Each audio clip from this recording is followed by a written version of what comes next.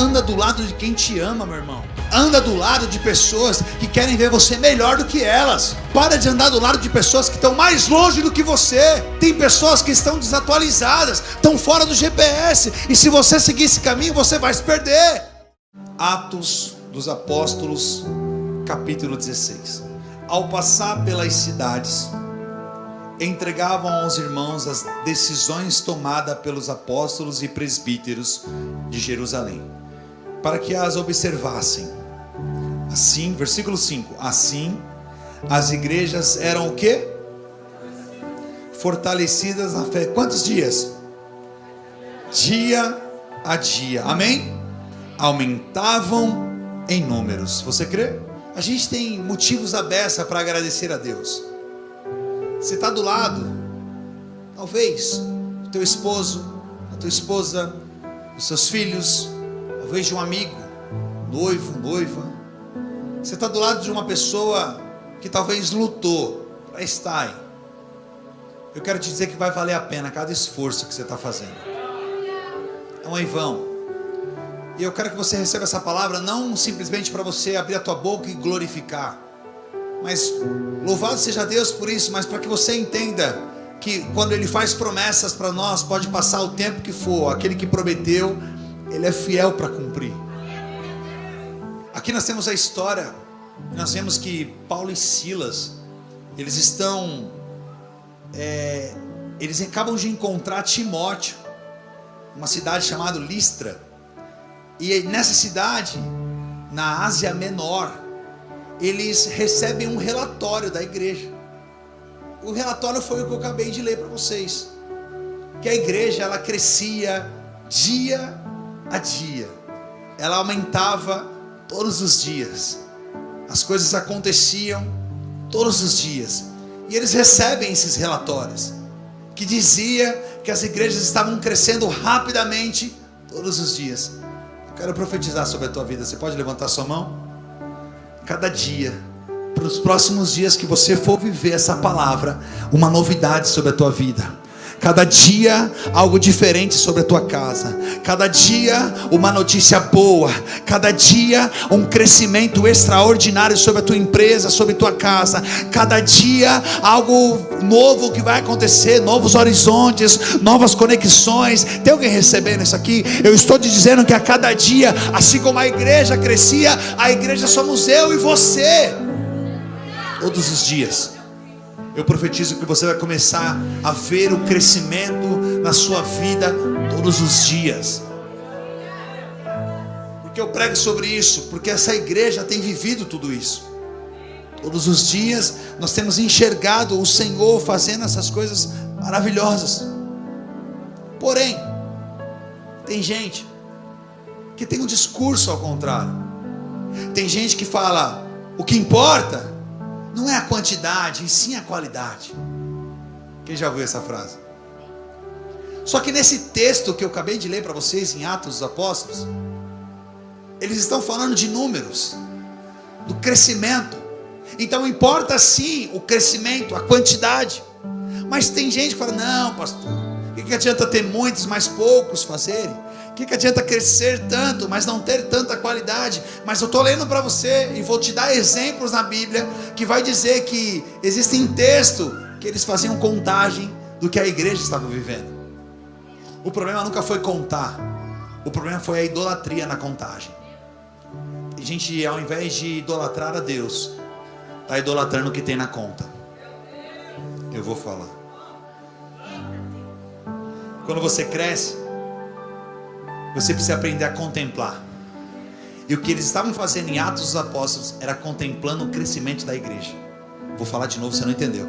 Aprenda a contemplar o que Deus está fazendo na tua igreja. Aprenda a contemplar o que Deus está fazendo na tua família. Aprenda a contemplar o que Deus está fazendo na tua vida espiritual. Você está crescendo e você precisa aprender a contemplar o que Deus está fazendo na tua vida. Contemple isso. Porque o crescimento é consequência da excelência de que Deus te visitou. Vou de novo. Porque uma igreja cresce? Porque Deus visitou esse lugar. Porque a tua família cresce? Porque Deus visitou o teu lar. Porque a tua vida financeira e espiritual cresce? Porque Deus visitou a tua vida. Pastor, Deus não me visitou. Então cutuca seu irmão, fala: Deus vai te visitar nos próximos dias. E se prepara para o crescimento que Deus vai fazer na tua casa e na tua vida.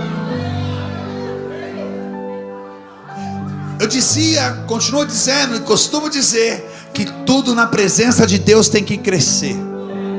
O que tiver na presença de Deus e não cresce está atrofiado. Não consigo ver uma igreja que não cresça. Se parou de crescer é porque saiu da presença. Porque tudo na presença de Deus tem que crescer. Vou de novo. Quer que o seu relacionamento seja uma bênção? Coloca ele na presença de Deus. Quer que a tua empresa seja uma bênção? Coloca ela na presença de Deus. Quer que a tua casa, os seus filhos sejam uma bênção? Coloca todo mundo na presença de Deus. Porque tudo na presença de Deus cresce. E o mais louco disso tudo, eu não conto para saber que cresci. Eu conto porque eu já cresci. Só conta quem está crescendo. Quem vai contra essa matemática diz assim: para que quantidade? É porque não está crescendo.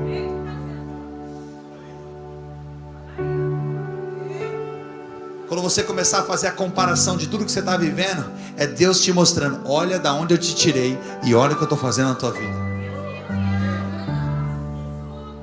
Por que que nós sabemos, eu e você sabemos na Bíblia, que quando Jesus estava pregando o evangelho, havia 5.000 homens? Porque alguém? Então o problema não está em contar. Por que que eu sei que havia 5 pães e 2 peixinhos? Porque alguém? Porque alguém contou. Por que que eu sei que lá em João 21 eles pescaram 153 grandes peixes? Porque alguém? Por que que eu sei que Elias se levantou contra 450 profetas de Baal? Porque alguém contou. O problema não está no contar, o problema está em quem você vai idolatrar. Se você glorifica a Deus pelo crescimento, ou se você olha os números e diz: ei, a igreja está grande, hein? Está crescendo, hein? Aonde eu quero chegar com essa pregação, meus amados? Eu quero que você entenda. Para de olhar o número e olha quem é que está fazendo através do número. Se eu fosse olhar para a conta não fecha. Se eu fosse fazer matemática, o que recebe, o que sai, a conta não fecha. É Deus falando para mim: o dia que fechar eu não estou mais lá. Tem gente que fala assim: eu não abri meu negócio ainda porque eu não tenho recurso. Marquei até isso no começo da pregação, nem falei. Deus não manda recurso para quem não começa. Porque tem gente que está esperando ter para começar a fazer, e Deus está falando: faça que eu mando. Tem gente com medo porque está esperando um recurso humano, enquanto o teu recurso é espiritual, vai vir dele, é divino, vem do céu. Deus: pastor, mas eu preciso de grana, eu preciso da notinha de 100, do peixinho, da raposa, eu preciso da grana. Fica tranquilo, Deus vai tocar alguém para te abençoar.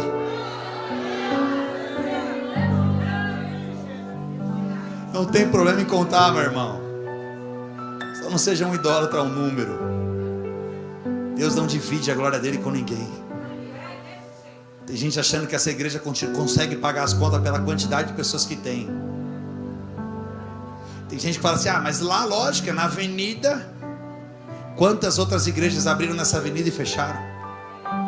Porque a partir do momento que você começa a olhar os números, pode ter certeza que a conta não vai fechar. Não se mova pelo que você está vendo. Não se mova pelo que você está vendo.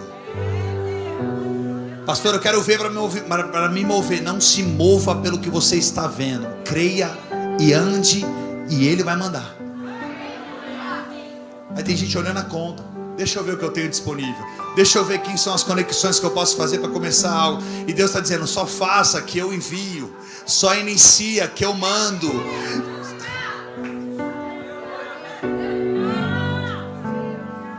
Deus não manda recurso para quem não começa. Deus não manda. Só cuidado com os altares que você está levantando. Está idolatrando o que tem na conta?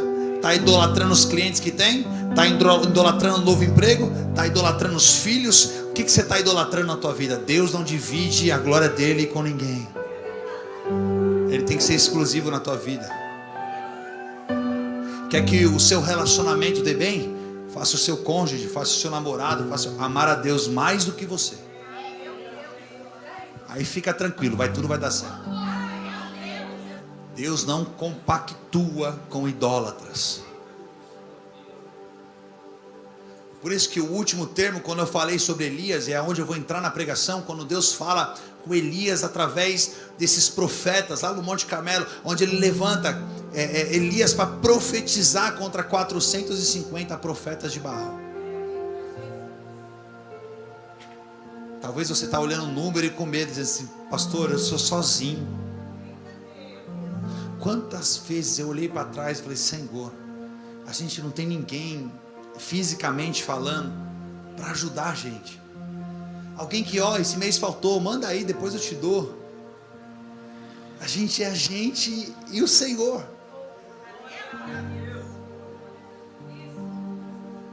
Às vezes a gente está esperando alguém fisicamente para fazer algo, enquanto a nossa dependência deveria ser o Senhor.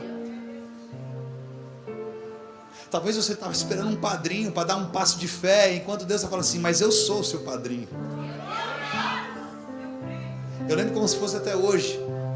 A gente, quando foi iniciar esse ministério, quando foi dar seguimento aos cultos, procuramos um pastor e eu falei: olha, a gente queria uma cobertura espiritual e tal. Ele virou para mim e falou assim: quem te deu a visão? Foi o homem ou foi Deus? Eu falei para ele: foi Deus. Ele falou assim: então a tua cobertura é Deus. Doa quem doer. Você pode se aconselhar e sentar em mesa, sim, mas a sua cobertura é Ele. Tem gente procurando pessoas para fazer aliança, e Deus está dizendo: eu tenho um negócio só com você, e para de procurar pessoas que eu não mandei você procurar.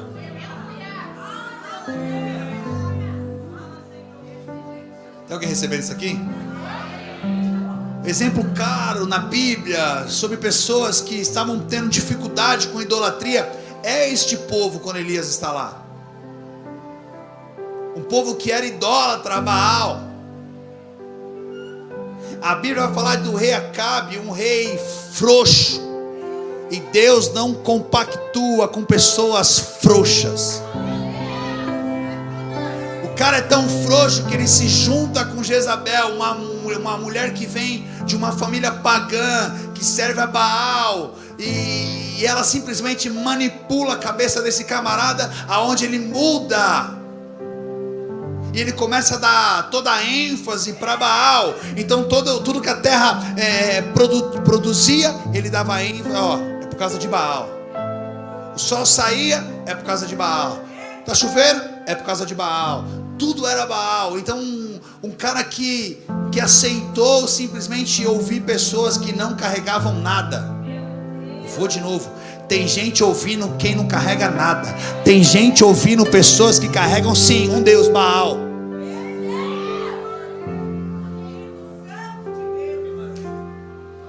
Esse profeta Elias, Tesbita, ele é um profeta que foi levantado da tribo de Galaade. E quando ele é levantado e ele está nesse monte junto com esses profetas, junto com esses idólatras, ele vive um cenário emblemático.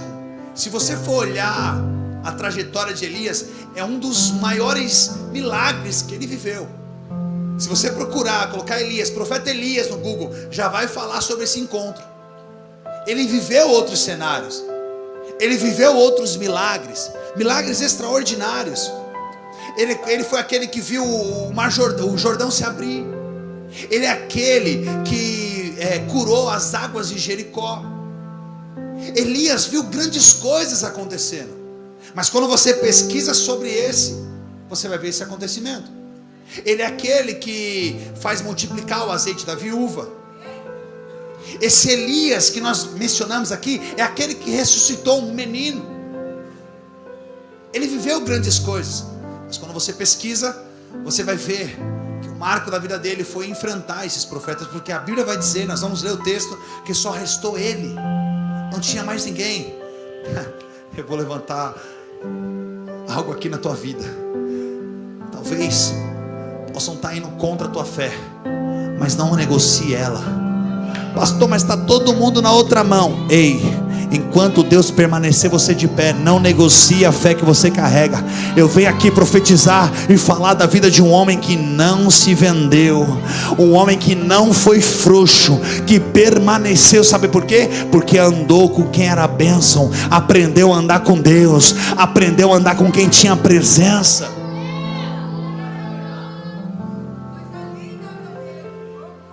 Milagres esse homem viveu. Elias foi aquele também que, através do seu servo, ele dá a direção para Naamã ser curado. Esse cara viveu grandes coisas. Esse cara viu grandes coisas. E lá no capítulo lá no 2 Reis, capítulo de número 2, você vai ver ele sendo arrebatado, cara. Uma carruagem de fogo, cavalos, vem e leva o camarada. Foi transladado. Foi levado. Vamos ler? 1 Reis capítulo 18. Ao meio-dia, que hora? Elias começou a fazer o quê? Dizendo: gritem mais alto, porque ele é Deus. Um D minúsculo. Pode ser que esteja meditando, atendendo à necessidade ou viajando. Talvez esteja dormindo e necessite que o acordem. Presta atenção. Elias desafiou quem aqui? Quem? Os profetas de Baal.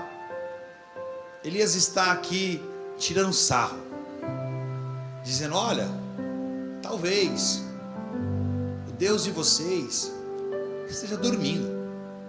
Talvez ele pegou aí uma promoção em algum site de viagem, e ele está viajando. E talvez, se vocês gritarem um pouco mais alto, ele pode até escutar, ou ele está atendendo outra pessoa. Então Elias começa a zombar. E onde está o contexto disso aqui? Vamos ler o versículo anterior? Vamos ler no 21. Depois Elias se aproximou de todo o povo. Até quando vocês ficarão de um lado para o outro? Se o Senhor é Deus, siga-no. Se é Baal, siga-no. Porém o povo não disse uma só palavra.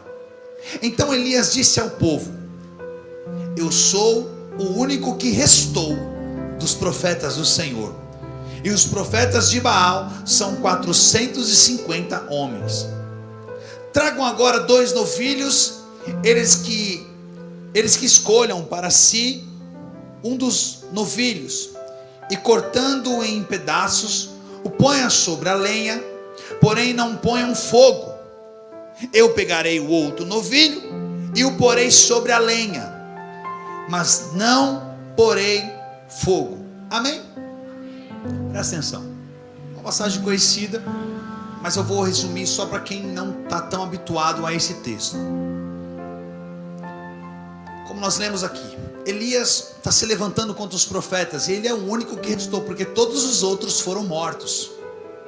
E Elias estava dando trabalho, tanto que a ira de Jezabel e entre outros era para acabar com esse cara, que estava dando dor de cabeça. Presta atenção. A Bíblia vai dizer que eles precisam definir a que Deus seguir: ou Deus verdadeiro, ou Deus de Baal, ou Baal.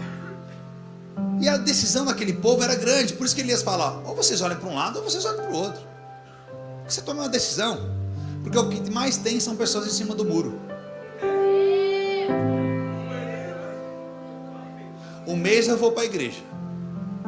Não, esse mês eu vou viajar. Mês que vem, quando eu voltar, eu tenho umas reuniões para fazer, e quando der eu vou para a igreja de novo.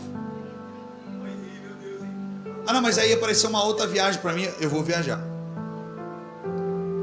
Vira o ano, Começa o ano e fala, não, o ano que vem eu volto para a igreja. Já estamos em março. Não, quando passar o carnaval eu vou. É o que está acontecendo aqui. Povo indeciso. Não sabia para onde ia. Se ia para a direita ou se ia para a esquerda. Se seguia Baal ou se seguia Deus. Um povo que não adorava o verdadeiro Deus. Agora por que, Maurício? O profeta diz, olha, vamos fazer o seguinte. Vamos pegar um novilho aqui. Vamos preparar aqui o local. E aquele que responder com fogo é Deus. A gente segue ele. Vocês topam? Aí o povo responde, diz, boa ideia. Gostamos. Eles preparam. Elias recua, deixa eles preparando. E eles começam a batucada deles. A Bíblia vai dizer que pela manhã nada acontece. E por volta do meio-dia, que foi o que lemos, começa a zombação. Diz, ei, aí, nada ainda? O iFood não chegou ainda não? Até essa hora. E o Pix? Nada? Elias estava zoando. Diz, ei, aí, não vai responder não? Não vai dar notícias? E aí? Então Elias começa a tirar sarro da cara deles. Elias começa a zombar da cara deles. E nada acontece. Eles persistem. E aí nós chegamos no versículo de número 30. Vamos ler. Então Elias disse a todo o povo. O que ele disse? Aproximem-se de quem? E todo o povo se aproximou deles. Elias restaurou o altar do Senhor que estava em... Presta atenção. A vida toda, Maurício, aprendemos e ouvimos que quando aquele fogo desce, Emerson, era a resposta de Deus. E glória a Deus por isso. Eu não estou aqui para desconstruir o que você aprendeu e ouviu, mas eu estou aqui para te mostrar um ponto que talvez você nunca prestou atenção. Porque uma palavra rema é isso. A palavra rema é você sempre ouvir aquela pregação, mas do nada alguém vem e fala algo e você fala assim, rapaz, e não é que faz sentido? E não é que Deus está nesse negócio mesmo? A Bíblia diz, Erickson, que Elias pega quantas pedras? 12 pedras. As pedras representavam as 12 tribos. Naquela época, as 12 tribos estavam separadas. E quando Elias pega as 12 tribos, a Bíblia diz que ele junta as 12 tribos. Tem gente que já entendeu. Tem gente achando que Deus vai responder no fogo, enquanto Deus está respondendo na união. Deus está dizendo para pessoas aqui, o que está faltando para as coisas dar certo, é você aprender a andar com quem é bênção. Deus quer unidade, Deus quer união. Nem sempre Deus vai responder no fogo.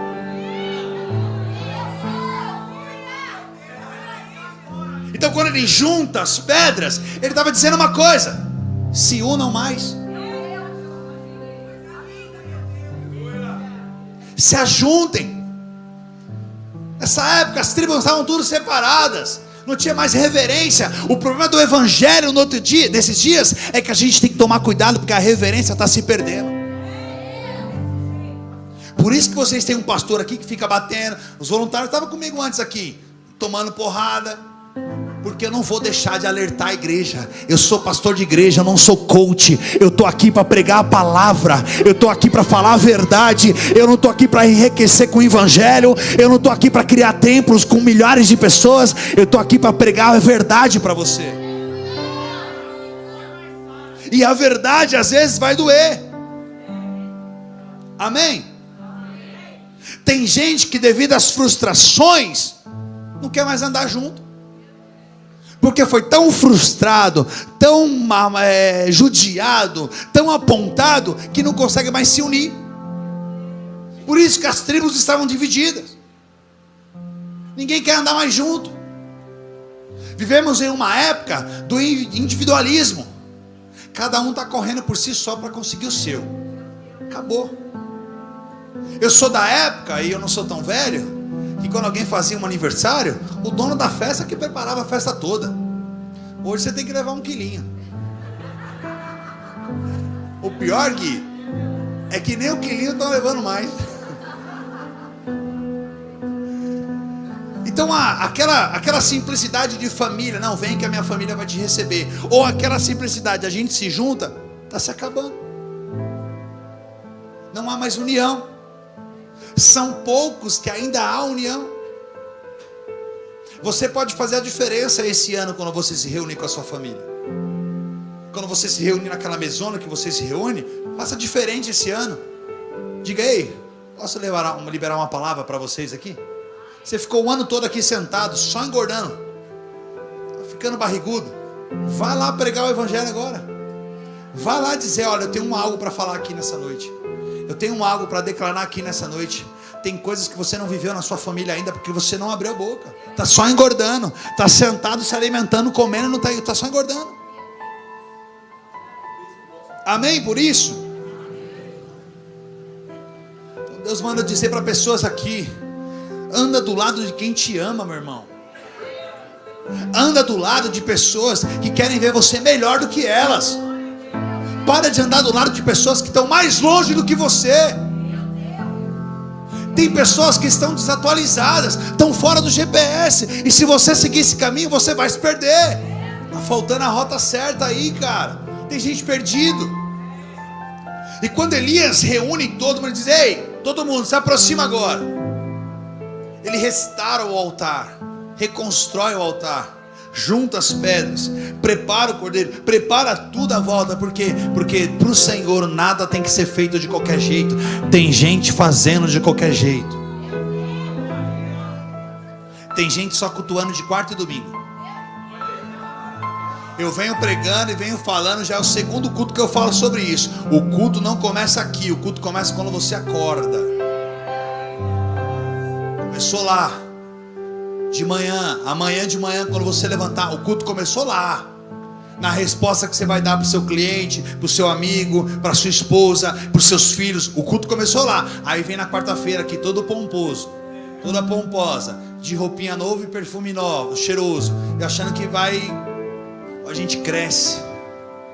Nós vamos continuar sendo meninos na fé. E sabe qual é o pior disso tudo? É enxergar e olhar pessoas crescendo e avançando, enquanto nós deveríamos ter crescido e avançado também. Você escolhe.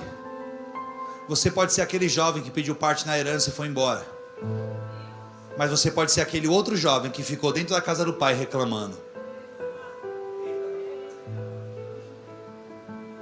O problema não é com quem foi embora. O problema não é com quem fica. O problema é com quem não decide mudar. Sabe por quê? Porque a gente acha que quem foi embora é o problema, e nem sempre. Tem que parar com esse negócio que foi embora. Ah, não, foi embora porque tá desvirtuado, não quer mais saber de Deus. Não, às vezes a pessoa passou por um momento e a pessoa foi embora. Nem sempre é culpa da pessoa e nem sempre é culpa da igreja. A gente tem que parar com esse negócio de que saiu da igreja, não é mais meu amigo. Saiu da igreja, não tenho mais contato. Que evangelho é esse?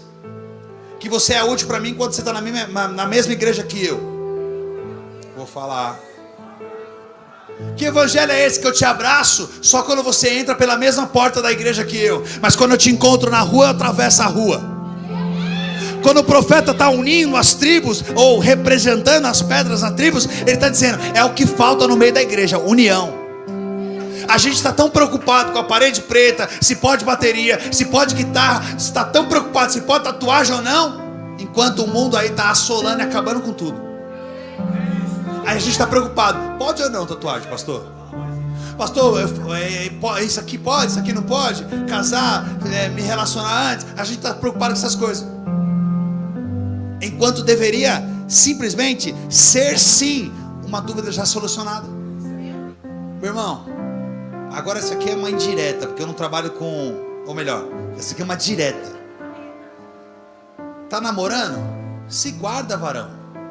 É pecado sim. Doa quem doer. Porque ou eu me guardo, agora ninguém dá glória, né? Ou eu me guardo, ou eu não cresço.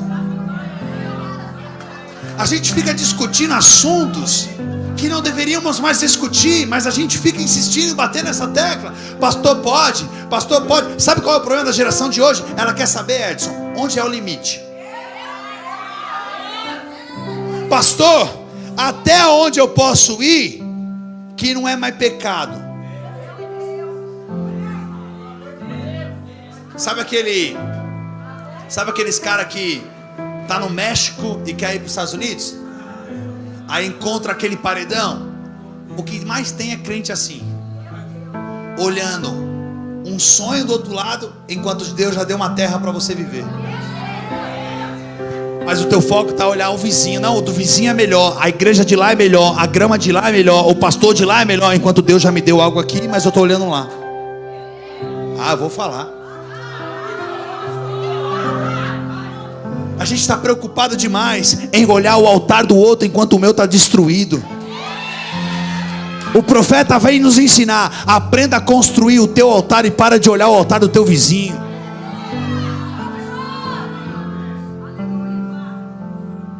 Agora tem gente que está: pastor, Deus não fala comigo. Lógico que não, você não procura Ele. Pastor, eu nunca escutei a voz de Deus. Meu irmão, nem eu.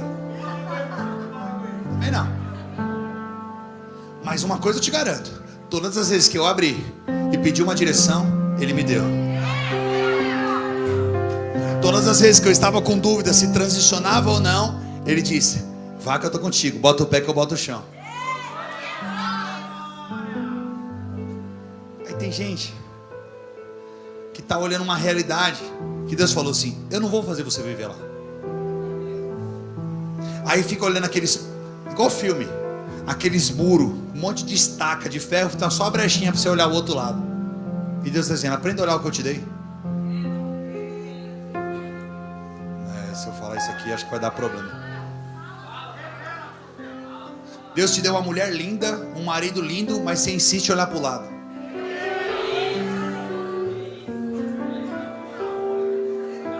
Não, o pior, pastor, tem como marcar ministração? Para que não? A gente está com problema em casa. Problema do quê? Não é aqui então, pastor, eu dei uma mancadinha aí e tal. Eu vou falar.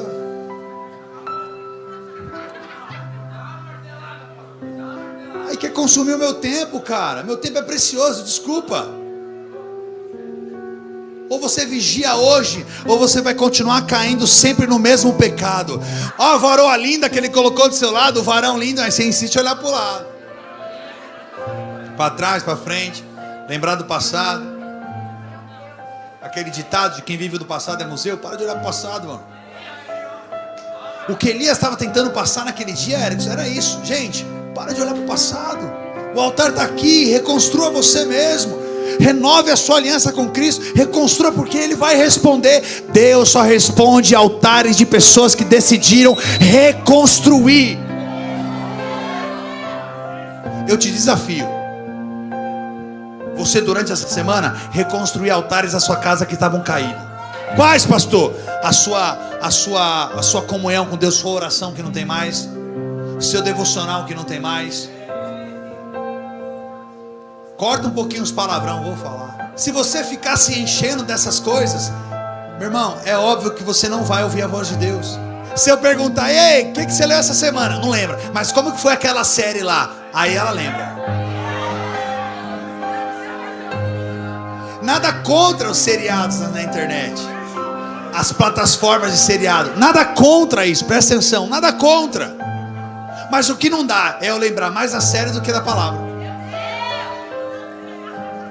Aí quando você passar dificuldade, vai lá na série pedir ajuda. Manda um e-mail para eles lá, diz: ei, então, estou com problema no meu casamento. Então, é óbvio que o casal, o jovem, pode ser o seu momento de um videogame, um futebol, uma internet, um seriado, é óbvio. Mas que isso não seja o seu alimento. Sabe por que você não está chegando em alguns lugares? Porque você está se alimentando das coisas erradas. Quem algum dia dentro de algum carro acabou a gasolina? Quem já passou por isso? Levanta a mão. Quem já dentro de um carro acabou a gasolina? Já viveu isso? Sabe qual é o problema de acabar a gasolina de quem não se preparou? É porque você abastece em qualquer lugar. É verdade. Estou mentindo? O primeiro posto é milagre. Ufa, achei um poço. O problema é que você não sabe o que aquele poço carrega. Traz para cá. Traz para sua vida espiritual. Tem gente vazio. Aí vai na internet. Ele me abandonou. Eu preciso de uma mensagem coach. Aí vai ouvir. Não vou dar ibope pra esses caras não. Vai ouvir aqueles charlatão do Instagram. Só fala besteira. Que prega com a espada desse tamanho na mão. Que fica com arco jogando no povo. Só fala besteira. Pega pedido de oração e fica moendo em cima do altar no moedor. E tem um monte de gente seguindo lá.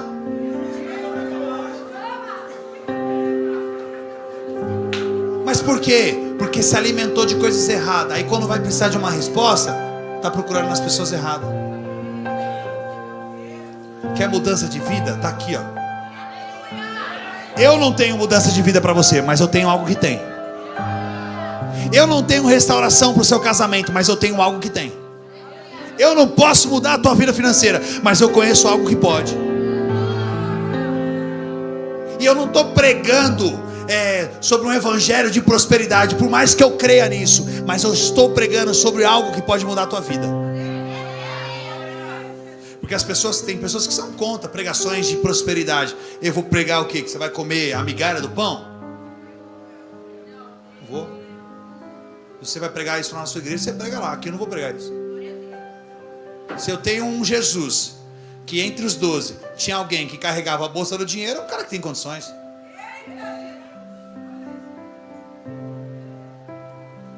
A gente precisa ressignificar algumas coisas nas nossas vidas. Ou construímos os nossos altares, ou vamos ficar reparando os altares dos outros.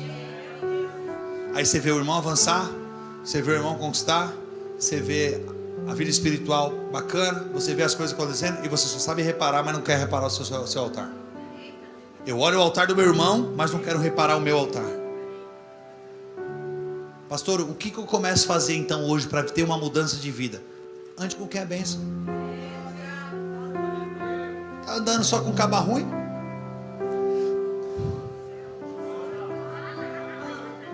Está andando com um cara que não construiu nada, que não tem exemplo em nada, que só sabe reclamar, que não vê nada de bênção. Então, aprenda a restaurar alguns altares da sua vida. Só assim Deus vai responder com fogo. Porque o primeiro, antes do fogo descer, houve uma união, houve um propósito, houve uma restauração. Deus não vai falar contigo enquanto não houver isso aqui, ó. Ou você aprende a andar com esse povo, ou vai ficar difícil para você. Ou você aprende a confiar na liderança que você tem, ou você aprende a confiar nos pastores que você tem, ou você aprende a confiar até mesmo num amigo que Deus colocou do seu lado para andar junto com você. Eu não estou falando que você tem que depositar a sua esperança nessa pessoa, mas que você aprenda a confiar em pessoas que Deus está colocando do seu lado. Amigos de verdade. Amigos que vão puxar a tua orelha no dia que você não vir para o culto. Amigos que vão mandar mensagem para você quando você estiver num dia mal. Amigos de verdade. Essa reconstrução pode gerar alguns dias, Diogo. Essa reconstrução pode gerar alguns desconfortos, até mesmo no seu relacionamento. Mas faça, vai dar certo. Vai valer a pena. Reconstrua de novo. Junta. Assim como Elias, reúna. Representa. Pastor, mas ele foi. Pastor, mas ela foi. Pastor, mas os seus filhos. Reúna essa casa, mulher. Seja sábia. Reúna essa casa, esposo, marido. Seja sábio. Jovens que não têm o pai e a mãe na presença, reúna essa casa. Surpreenda todo mundo. Fala: pai, posso orar por você hoje? Faça algo que você nunca fez. Surpreenda. Mas reconstrua esse altar. Quem está disposto a reconstruir altares aqui? Eu creio que essa semana vai ser diferente. Essa semana vai ser diferente. Quer um conselho? Eu sei que é meio chato falar disso, mas eu preciso falar. Cara, pega o teu celular, todo mundo tem, coloca um despertador, cara. Eu sei que talvez, pastor, para que fazer? Coloca um despertador, renomeia ele, ler a Bíblia. Coloca lá 8 da manhã, 7, eu não sei qual hora você acorda, 6. 9, 10, se você acorda 9, coloca 10 para as 9, se acorda 8, coloca 10 para as 8, mas faça esse exercício, cara. Bota no teu despertador, porque, pastor, mas eu vou conseguir. Não, você não vai não, bota no despertador. Você não vai, porque toda vez você fala que vai, mas você não vai, bota no despertador. Toda vez você fala que vai para academia, não vai. Você fala que vai começar a dieta amanhã, quem vai começar a dieta amanhã? Quem falou que vai começar? Amanhã eu começo, vai nada. Bota no despertador, você não vai começar. Bota ali, é para tocar. Opa, eu preciso orar aqui, ó. Preciso ler aqui. Sabe por quê? Porque vai chegar uma hora que vai virar um hábito. E quando se torna um hábito, você já nem olha mais para o celular. Você simplesmente faz. Eu estou te dando ferramenta para você ter sua vida espiritual bem. Uma igreja saudável, vou falar isso aqui. Uma igreja saudável é uma igreja que lê a Bíblia. Por isso que eu bato na tecla. Quarta-feira, traz Bíblia, papel e caneta abençoado. Anote. Confronte a palavra. Deixa eu ver se o pastor pregou isso mesmo. Deixa eu ver se coloca no Google. Deixa eu ver se ele pregou certo. Deixa eu ver de onde que veio. Coloca no Google. Mas faz alguma coisa. Por quê? Porque é ensinamento para você, aprendizagem para você. Então quarta-feira que vem no culto, às 8 horas, papel, caneta e Bíblia. Opa, interessante isso aqui. Esse texto aí, isso aqui, o significado dessa palavra grega, anote. Cresça, viva uma vida diferente. Pastor, 2025 eu faço isso. Esse é o teu problema. Você está falando isso desde 2012. Desde aquela época que todo mundo dizia assim: ei, quando virar 2000 vai acabar o mundo. Você está lá esperando que o mundo vai acabar até hoje. Faz alguma coisa. Olhe para mim. Aqui eu encerro. Os dias estão se passando. Você não tem mais 15 anos. Você não tem mais 20 anos. Tu não tem mais 25. Tu já passou dos 30. Tu já está com 35. Tu já chegou nos 40. Tem que fazer aquele exame lá. Tu já está nos 45. Tu já está com 50. Ninguém esquece dessa data, né? Tu já está com 50. E sabe qual é o problema? O tempo está passando. E tudo que você falou que ia fazer,